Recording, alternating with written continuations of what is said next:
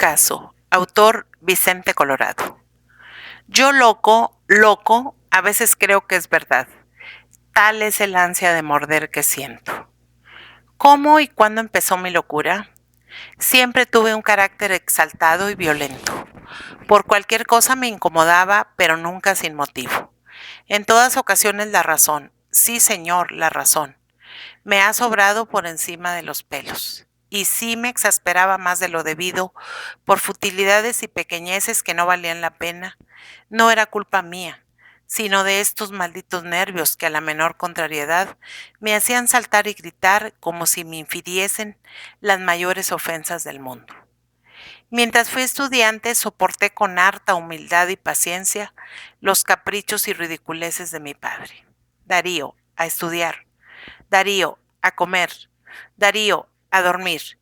Y yo, como un autómata que obedece al movimiento que se le imprime, dejaba el tenedor para coger el libro y pasaba del sueño a la vigilia sin transición alguna.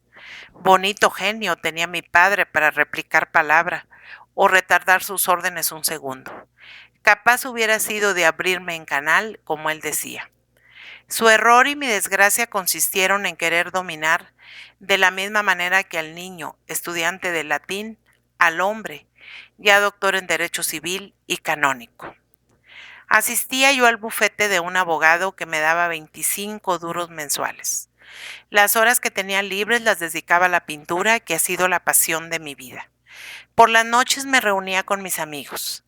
Esto de mis amigos jamás le gustó a mi padre. Sin embargo, por toda advertencia me dijo: ya sabes que a las 9 en punto se cena en esta casa. Sí, ya sabía lo que me quería decir. Las horas de comer eran sagradas. A la 1 el cocido. A las 9 la cena. Actos solemnes en los que no se perdonaba la ausencia ni el retraso de individuo alguno de la familia, a no ser por causa de enfermedad o de muerte. Respeté la tradición, pero como la primera noche me mandase a la cama con el último bocado, protesté. ¿Hasta cuándo íbamos a seguir así? Cada edad tiene sus exigencias. La profesión que se ejerce trae consigo amistades, relaciones y compromisos que nadie puede evitar. Si se ha de vivir en sociedad, hay que aceptar sus costumbres forzosamente. Decir a un compañero que nos brinda una butaca para el teatro, o a un caballero que nos invita a sus reuniones: no cuenten ustedes conmigo porque después de cenar, mi padre me manda a la cama.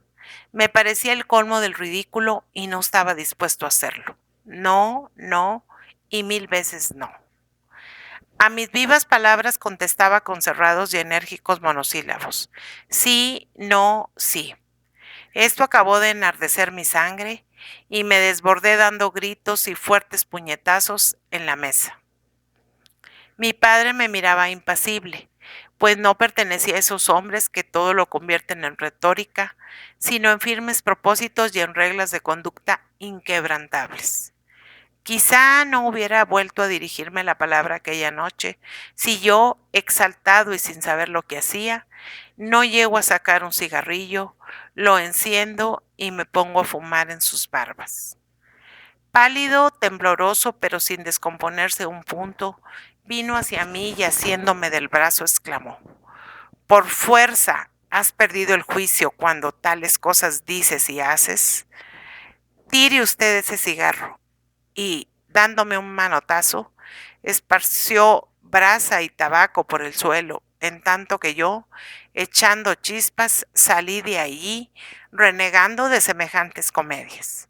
Al día siguiente, a la hora de cenar, me fui al teatro. No volví a casa hasta la 1 de la noche. Mi padre me esperaba sentado a la mesa, con los platos limpios y los guisos sin tocar. Con un gesto me designó mi silla.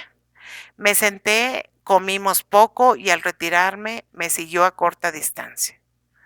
Apenas entré en mi cuarto, un gabinete con alcoba apareció en la puerta y dijo: el loco por la pena es cuerdo.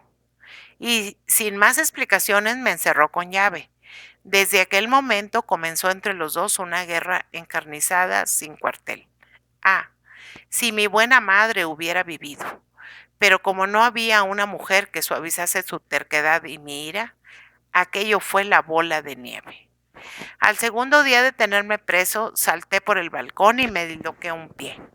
En otra ocasión me encerró en un cuarto interior y no teniendo ventana por donde escapar, hice pedazos todos los muebles que allí había.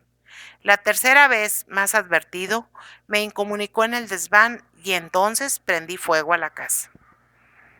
El humo me produjo un principio de asfixia y perdí el conocimiento. Al recobrar el sentido, me hallé en una habitación desconocida y rodeado de personas extrañas. Una de ellas era médico. Las otras vestían uniforme gris con vivos encarnados en los pantalones y en la chaqueta. Me parecieron presidiarios. El médico me hizo algunas preguntas a las que yo, creyendo que estaba en la cárcel, no quise contestar. Cansado de interrogarme inútilmente, salió de allí diciendo a sus ayudantes: ha pasado el acceso. Sin embargo, estén ustedes en observación porque pudiera repetirse. A los pocos minutos, uno de los hombres grises, dando un espantoso grito, se llevó las manos a la cabeza, mesándose los cabellos desesperadamente, se encaramó en una silla y, moviendo los brazos como descompuestas aspas de molino, prorrumpió: traición, traición. El enemigo nos envuelve por los flancos. Avance la caballería. Disparad los cañones. Bravos soldados a la bayoneta. La Europa nos contempla. Pim, pam, pum. Adelante. Ya son nuestros. Un color se me iba y otro se me venía.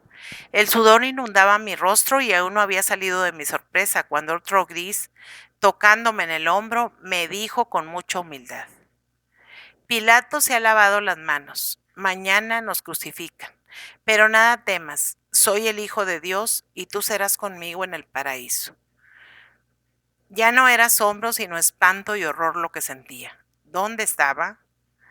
Otros grises pasaron haciendo visajes y aspavientos, y así que oí al uno decir que el sol se apagaba de noche porque el cocinero aislaba el aceite, el otro que vivía en paz con 1,300 mujeres, este que presumía haber descubierto el movimiento continuo en la punta de su nariz, y aquel que, titulándose la emperatriz de todas las Rusias, lloraba porque no tenía 10 céntimos para patatas.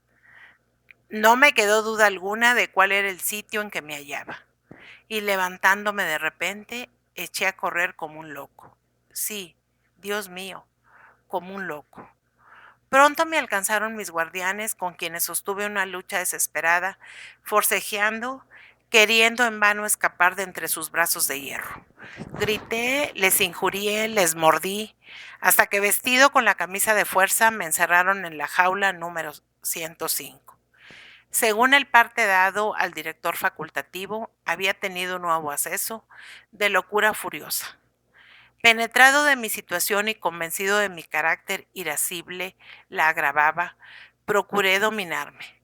Pero cuando mi padre se presentó por vez primera en aquella casa, no fui dueño de mi voluntad y, ciego de indignación, lo apostrofé duramente.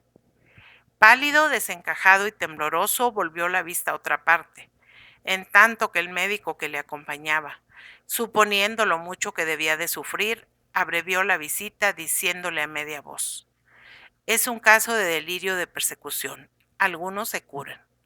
Y el señor director facultativo se quedó tan satisfecho. En tales circunstancias todo se interpretó en mi daño: el silencio, el enojo, la ironía, el desdén, el orgullo, las lágrimas. Todo era prueba evidente de mi demencia.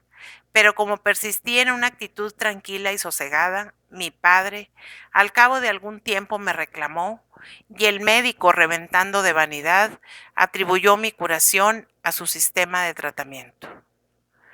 Todavía es un misterio indescifrable para mí si mi padre me encerró en el manicomio provincial por castigo o porque realmente creyera que había perdido el juicio. Lo cierto es que desde aquella época su salud se resintió profundamente. Su seriedad se resintió y se cambió en honda tristeza.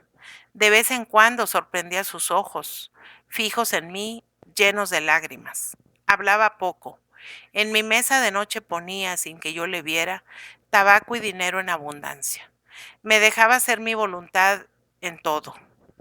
Tolerancia que le agradecí y de la que no abusé en consideración al estado de su salud y de su ánimo. Un día, contra su costumbre, a la hora en que yo iba al bufete, le encontré en la cama. Aquello me alarmó, conociéndole como le conocía. Pon un telegrama a tu tío. Dile que venga inmediatamente. Pasé el día a su lado, a medianoche abrió los ojos, me tendió las manos y oprimiendo con fuerza las mías, me dijo, perdóname, suspiró. Pero padre, padre, ¿qué tiene usted? Ya no pudo contestarme. Le faltó la voz y sin soltar mis manos, sin apartar de mí los ojos, sus grandes y espantados ojos, murió. Murió como una luz que se apaga. Al día siguiente llegó mi tío. Mi tío Rafael tiene en su rostro los mismos rasgos de la fisonomía de mi padre, pero nada más. Es serio, sí, pero su seriedad encubre una funesta ligereza de carácter. No profundiza nada. Le basta una referencia para juzgar de hombres, cosas y cuestiones. Cuando ha formulado un juicio es definitivo. Y si esta cualidad es excelente después de haber pensado mucho y bien, es fatal para quien se deja llevar de apariencias. En los primeros días que siguieron a la muerte de mi padre, el tío Rafael hizo y deshizo. Entró y salió, dispuso y resolvió lo que le dio la gana, sin que yo parase mientes en él ni me consultase cosa alguna. La primera vez que se dirigió a mí fue para decirme, mañana nos vamos, y se me quedó mirando de un modo particular que en otra ocasión hubiera hecho reír. ¿Que nos vamos? ¿A dónde? Otra, ¿dónde quieres que vayamos? A mi casa. Ya he arreglado tus asuntos y ahora voy a cuidar de los míos. Pero tú vienes conmigo, no que no. Pasarás una temporada con nosotros. Luego ya veremos qué se ha de hacer. Y con la mirada fija, sin parpadear, me siguió mirando de un modo tan raro. En efecto, al otro día nos embarcamos para Zaragoza. Al entrar en el compartimiento de un coche de segunda, me advirtió seriamente de que no me aproximara a ninguna ventanilla. Mira, con el tren no hay que andar con bromas, y conmigo tampoco. ¿Entiendes? Durante el viaje me habló de la torre que poseía en Torrero, al otro lado del canal, y de los árboles frutales que había en ella. Este año ha habido melocotones de firme. ¿Te gustan los melocotones? Sí, señor. Pues ya verás. Los hay muy grandes y muy hermosos. El más chico abulta más que tu cabeza. Es verdad que no tienes mucho. Y me miró de reojo con aquella mirada especial que ya empezaba a inquietarme. Al amanecer llegamos a Zaragoza. En el andén nos esperaba mi prima Encarnación, a quien acompañaban 10 o 12 criados. Vaya, una escolta. Mi tío la distinguió mucho antes de que el tren se detuviera en la estación. Oye, ahí está tu prima. ¿Te ha dicho que se casa? No recuerdo. Pues sí, se casa con un hombre muy rico. No es abogado ni médico, pero tiene muchas peluconas, que es lo principal. Al bajar del coche, mi prima abrazó a su padre. Después me tendió la mano, preguntándome si estaba mejor. Los 10 o 12 criados no cesaban de mirarme con ojos asombradizos. Que si estoy mejor, sí, poco a poco acabaré por consolarme. Pobre padre mío. ¿Está allá afuera el coche? Sí, señor. Ea, pues andando. De pronto, con un movimiento brusco, se volvió hacia la escolta y dijo: Vosotros os podéis marchar, que por ahora, gracias a Dios, no hacéis falta. Una vez en el coche, camino de Torrero, el tío Rafael acosó a preguntas a mi prima, que estaba sentada enfrente de nosotros. Ella, con la sonrisa en los labios, le daba detalles y pormenores de cosas y personas. Únicamente cuando se dirigía a mí, la sonrisa se apagaba en sus labios y también en sus ojos sorprendía aquella mirada extraña, que era mi pesadilla. ¡Qué hermosa estaba! El traje negro hacía resaltar los vivos colores de su cara. sus puros contornos y la fresca y suave tez de sus mejillas.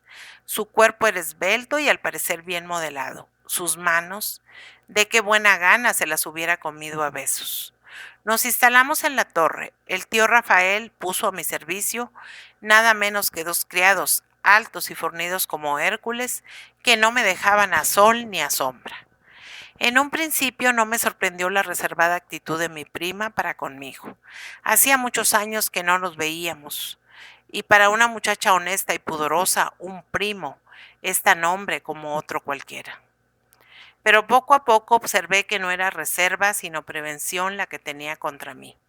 Pintando su retrato, complaciéndola en todos sus deseos, intenté ganarme su afecto. En nuestras breves conversaciones aludió vagamente a mi temperamento delicado y enfermizo. Después habló de mi genio extravagante, de mi carácter desigual, de si era monomaniaco, hasta que al fin, entre tantos rodeos, comprendí que me creía loco. Fácil me fue disuadirla de su error, y así que lo hube logrado, su alegría se desbordó en 1000 pueriles confianzas, a la que siguieron sus más callados secretos de mujer. Qué deliciosos días los que pasé en la torre. Allí intimé con mi prima. Allí, aspirando el fortificante aroma de los árboles frutales y el enervante de las magnolias, nos lo dijimos todo. También ella era desgraciada. No quería, no podía ver al hombre que su padre le destinaba para marido. Antes, casarse o no casarse con ese hombre le habría sido indiferente. Se habría casado con cualquiera por no disgustar a su padre. Pero ahora, qué hermosa estaba al decirlo. Juraba que nunca, nunca y nunca se casaría con él. Le estreché la mano y dije con ansiedad: ¿y por qué no te casarás con él? ¿Porque no le amo? Pues, y antes no amaba a nadie, y ahora su rostro se encendió, entornó los ojos, y yo llevé su mano a mis labios para cubrirla de besos. Pero no había dado el primero cuando la retiró, diciéndome con tristeza: Darío, por Dios, no hagas locuras. Desde aquel día la pintura fue el pretexto de nuestras frecuentes entrevistas. Concluido un retrato, empezaba otro, primero de frente, luego de perfil, después en busto, bien de cuerpo entero, este en pie, aquel sentada, cual con traje de casa, y 2 o 3 con vestidos de lujo. Su imagen llegó a quedarse impresa en mi alma y mis sentidos, y de noche en mi cuarto dibujaba a lápiz o a la pluma el rostro de mi prima Encarnación en diferentes actitudes y expresiones distintas. Tantos retratos hice que el medio que había elegido para no despertar las sospechas del tío Rafael concluyó por descubrirle el sentimiento que los inspiraba.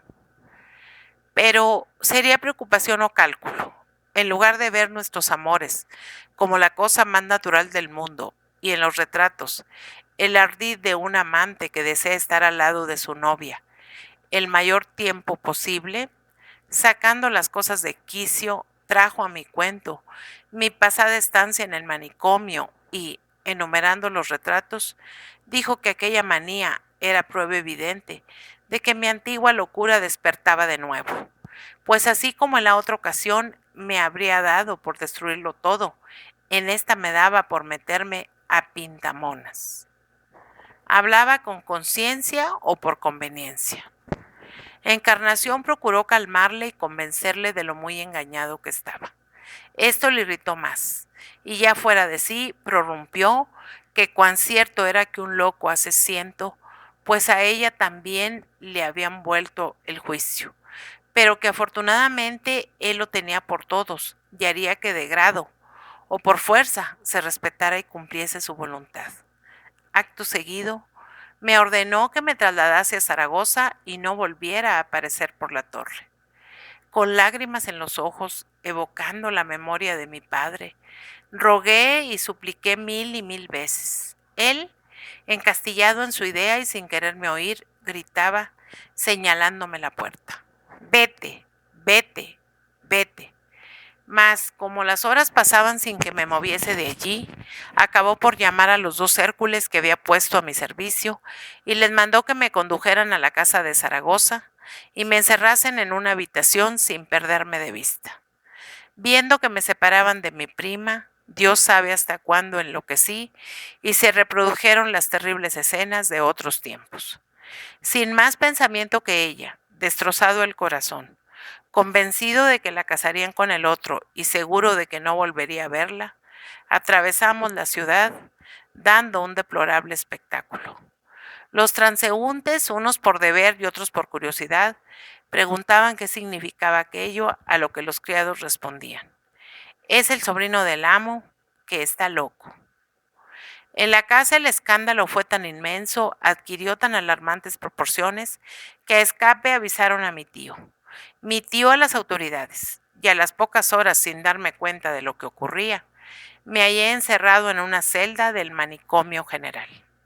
Afortunadamente la crisis nerviosa pasó con la noche, y hasta que el director del establecimiento hizo su acostumbrada visita, tuve tiempo de reflexionar y de trazarme la conducta que me convenía seguir. Desde el primer instante me avine a todo tranquilamente. Solo pedí mis lienzos y mis pinceles, pues no pudiendo verla, sentía verdadera necesidad de reproducir su querida imagen. Pasé los días pintando. El director facultativo, a la hora de la visita, entraba en mi celda sonriendo. Me hablaba sonriendo, reía al ver el lienzo en el que se destacaban los primeros contornos del rostro de mi prima y se despedía de mí sin que aquella sonrisa decorativa le abandonase. Qué hombre tan risueño era el señor director facultativo. Un día, ante su presencia, varios dependientes de la casa cogieron y se llevaron la tienda, el caballete, el lienzo, la paleta, los pinceles y los colores.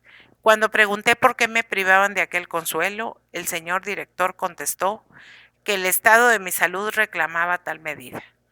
Pero ¿volveré a recobrarlos? No. Mis nervios empezaron a hacer de las suyas. El diálogo se encrespó.